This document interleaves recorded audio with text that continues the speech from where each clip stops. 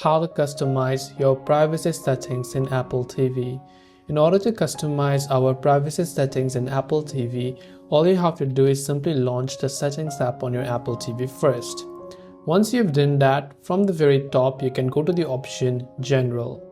From General, you can scroll down and select this option called Privacy and Security and select it.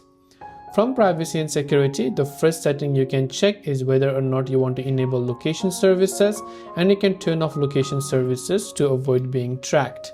You could just come back, you could enable tracking over here, or you can allow apps to track or disable it in this case. You can go to Photos, see which apps has access to your photos and so on. Similarly, you can go to your Bluetooth, check if Bluetooth is enabled or not, followed by microphone, camera, Apple Home, Media and Apple Music and all of the other data in this case.